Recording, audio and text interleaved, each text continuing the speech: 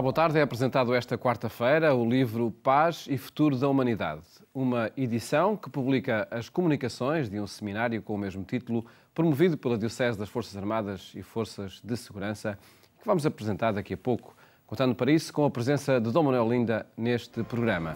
Primeiro mostramos outros temas que marcam a atualidade. Começamos por tradições e vivências da Diocese de Bragança Miranda quando o Natal se aproxima.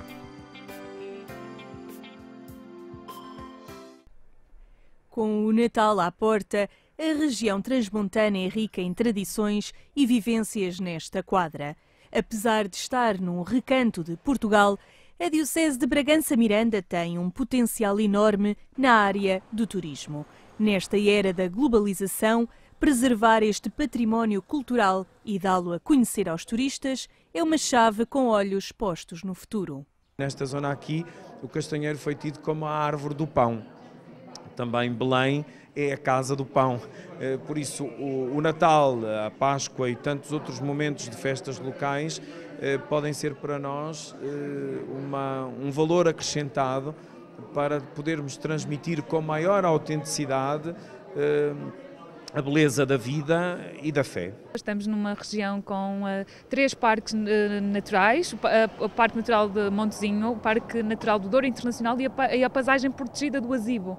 Depois, claro, ao nível do património religioso, temos desde logo a Basílica de Santo Cristo em Outeiro, um monumento único, a única basílica numa aldeia portuguesa.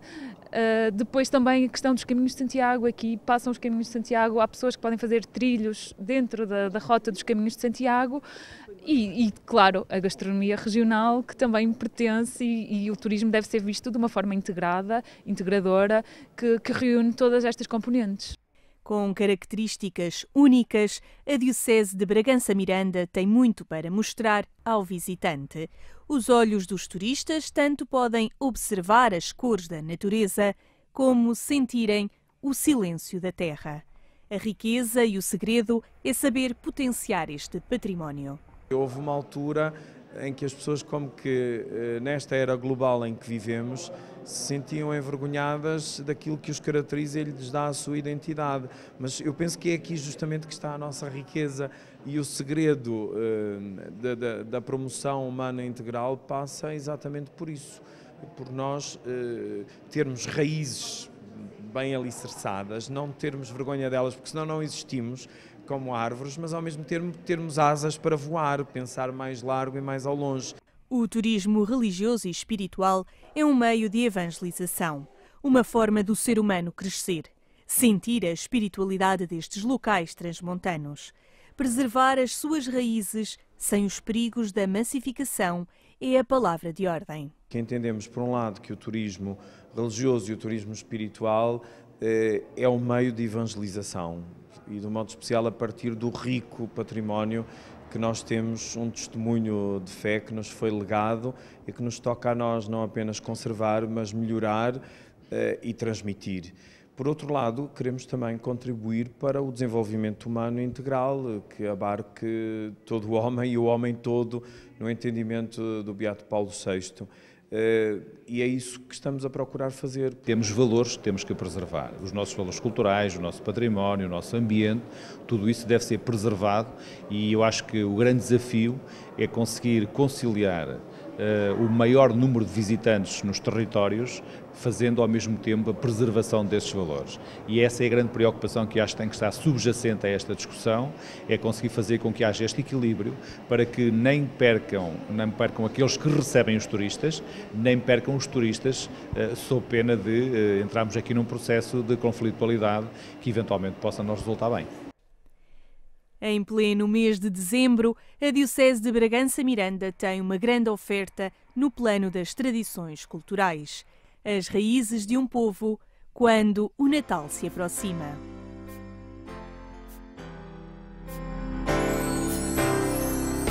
Falar sobre religião aos jovens é uma experiência com sucesso para este professor. Basta ter como ponto de partida as suas histórias.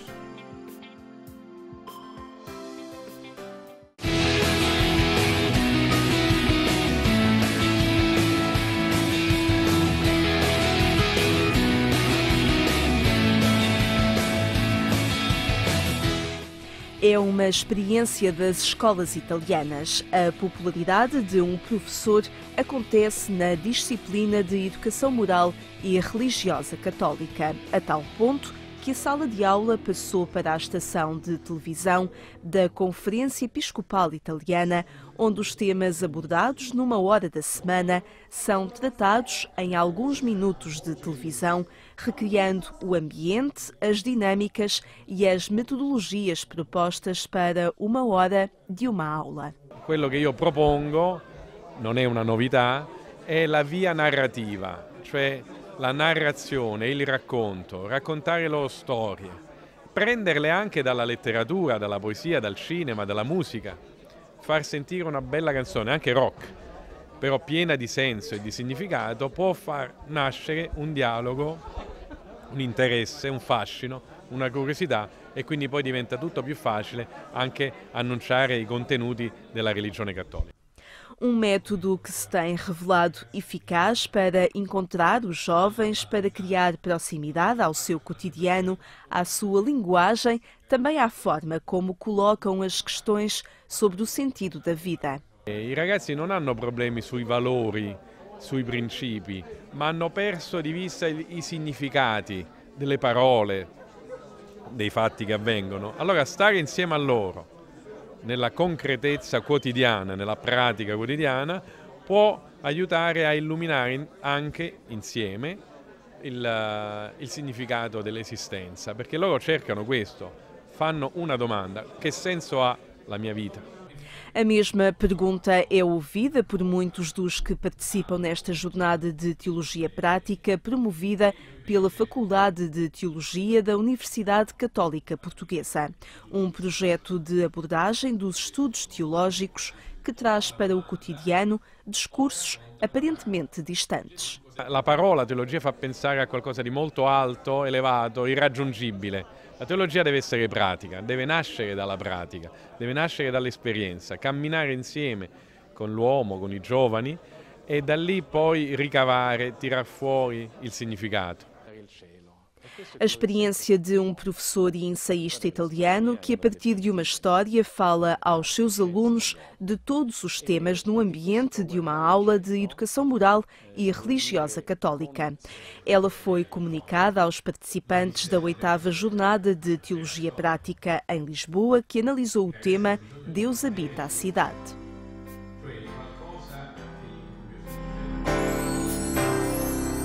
Ao Sabor da Bíblia, uma obra com temperos e experiências gastronómicas centradas no livro dos livros.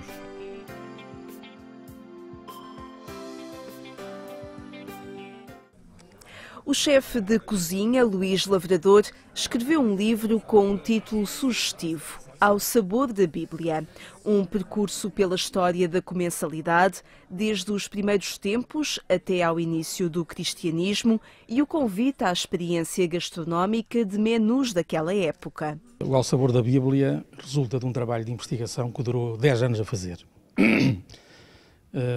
Aos 48 anos de idade lembrei-me de ir para a universidade e, por acaso, uma das minhas professoras, a doutora Maria Helena Coelho, olhou para mim, deve ter olhado e visto que havia aqui qualquer coisa que podia desenvolver este tema, e um dia chegou ao pé de mim e disse-me: que tal o senhor fazer um trabalho sobre os alimentos e a alimentação e a gastronomia na Bíblia?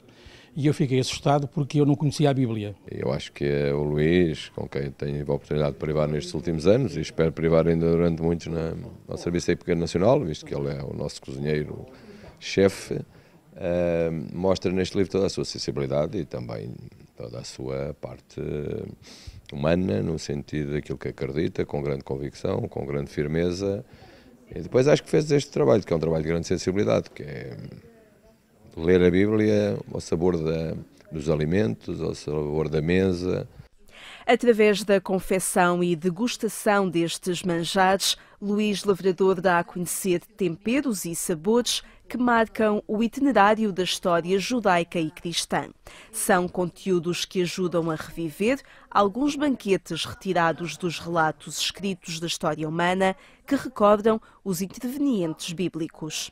Cheguei a casa, abri a Bíblia, e abri uma página que estava cheio de referências alimentares, ritos e interditos, ainda um livro do Antigo Testamento, e eu disse assim, bem, está aqui realmente muita matéria que me pode servir para eu desenvolver este tema de uma forma mais ou menos suave. E pronto, e depois foi um caminho que eu tracei e é isto, foi uma coisa que realmente, e isto é também digamos, um testemunho de vida. A mesa é algo muito importante em toda a Bíblia, aliás a mensagem principal do cristão tem muito a ver com a mesa, na última ceia, não é? E o Luís, nessa sensibilidade, acho que fez uma obra muito interessante e que eu acho que vale a pena ler. O autor propõe um conjunto de emendas inspiradas nas mais importantes refeições bíblicas com propostas para a quadra natalícia e outras festas dos cristãos. Há aí uma receita para Natal. É uma receita para o Natal baseado em 3 ou 4, agora não posso precisar, penso que em 3 ou 4 passagens bíblicas. O Natal, que é a festa do renascimento, do nascimento, da vida, portanto, é naturalmente representado com iguarias que andam à volta desses alimentos. Os alimentos, os temperos e as formas de confecção propostas pelo chefe de cozinha Luís Lavrador e fundamentadas na Bíblia.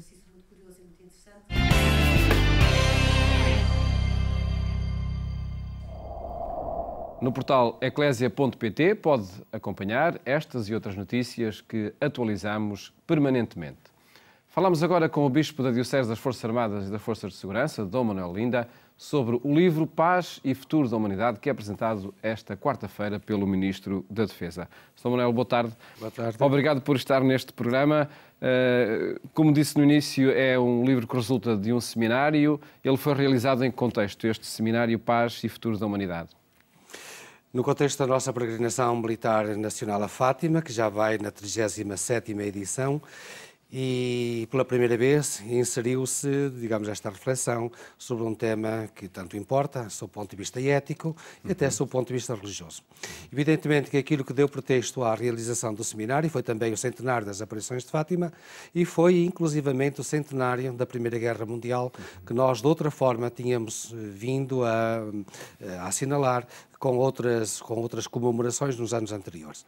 Portanto, centenário da Primeira Guerra Mundial, centenário das aparições de Fátima, tudo isto convergiu para a reflexão sobre o tema da paz, que tanto importa à humanidade. E o tema da paz foi refletido no contexto das Forças Armadas.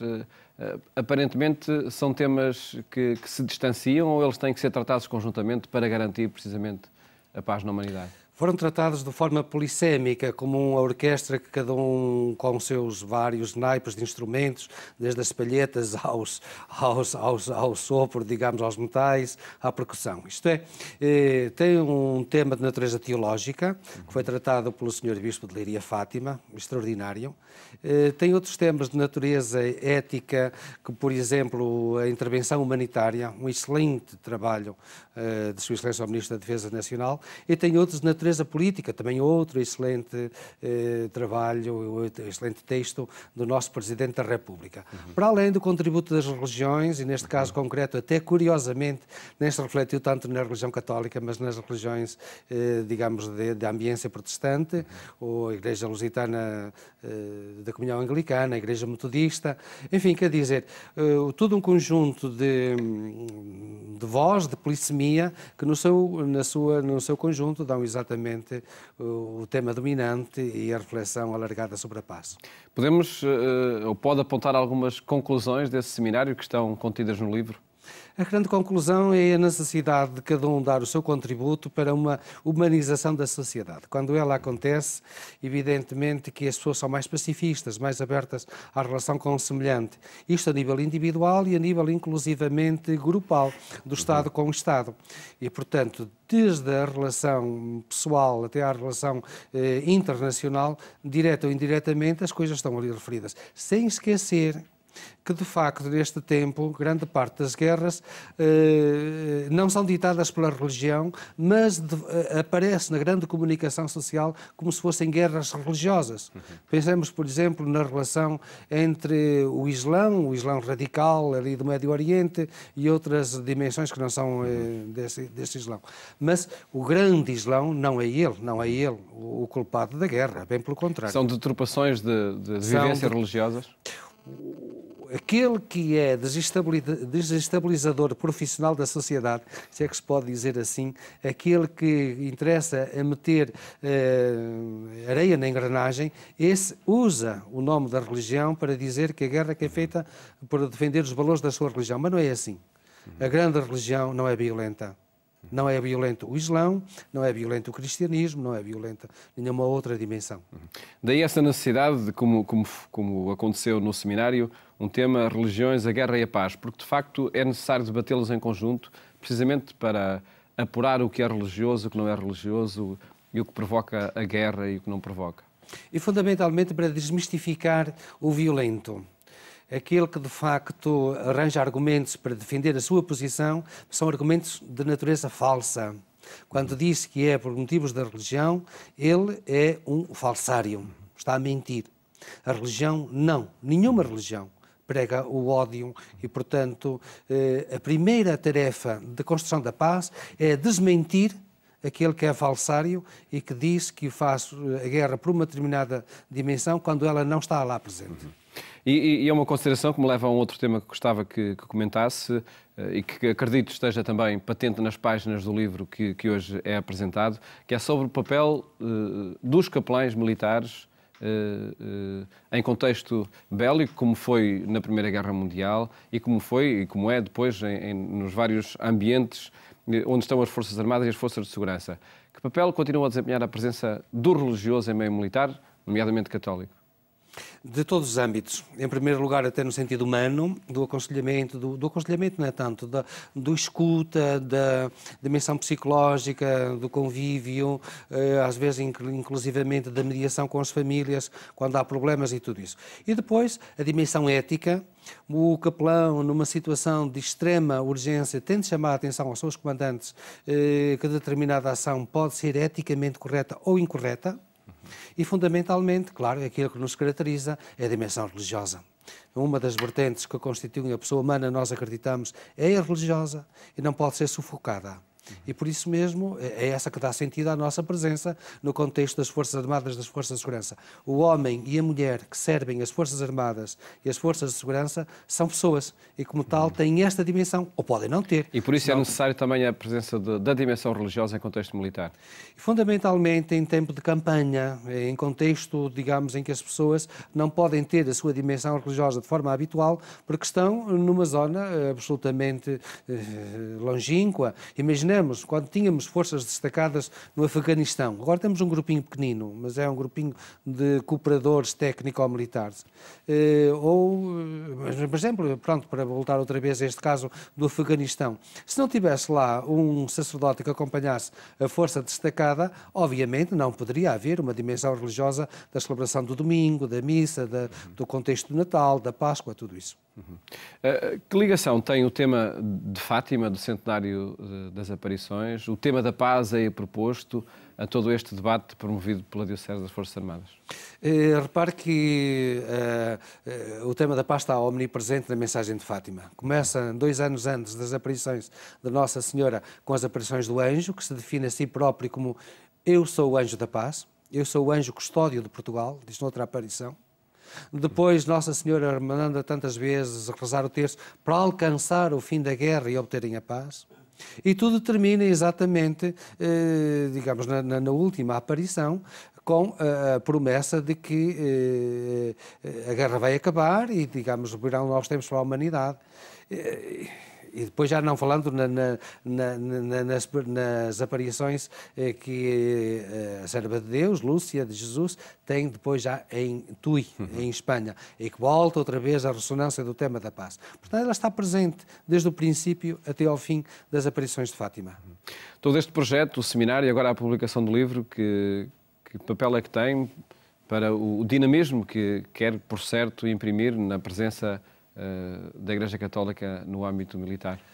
Os capelães e esta estrutura que nós chamamos de ordinariato castrense, ou então dito numa linguagem mais simples, a diocese das Forças Armadas, das Forças de Segurança, não quer ser apenas, digamos, estar presente para celebrar a missa no dia da unidade, quando falece algum militar, particularmente, digamos, os já reformados, as pessoas com mais idade, tudo isso. Essa é uma dimensão que nós cumprimos, mas não é essa a que dá razão de existir a nossa presença. Nós queremos ser também agentes culturais, agentes de reflexão e, fundamentalmente, agentes éticos. Não é? A reflexão da ética leva-nos exatamente à grande coordenada, ao grande pensamento, que é que numa determinada situação somos chamados a fazer. E, portanto, esta foi uma primeira de uma reflexão que, se Deus quiser, continuará com outras, porventura, já este ano. Porque o que é necessário fazer não é só estritamente militar, não é? Os militares têm hoje uma formação absolutamente extraordinária e também enquadram a ética, mas evidentemente que a nossa formação contínua ao longo da vida deve levar-nos à reflexão continuada sobre estes temas. Ora, julgo que para a ética nós somos, de alguma maneira, profissionais e, portanto, profissionais entre aspas. Portanto, não fica nada mal que a assistência religiosa chame os militares para dizer vamos refletir sobre este tema ético. E os resultados estão neste livro que agora se apresenta. Muito obrigado. É o primeiro resultado, se Deus quiser, de uma série que é... Disse que este ano já poderá propor outra reflexão? Sim. Vamos ver se conseguimos também realizar, no contexto da peregrinação, qualquer coisa de semelhante. Muito bem. Muito obrigado, Dona Manuela Linda, por ter estado neste programa e felicidades para esse trabalho. Obrigado eu. No ambiente militar. Acompanhe-nos na rádio, na Antena 1, onde nos fazemos companhia pelas 22h45. Votos de boa tarde. Até amanhã, se Deus quiser.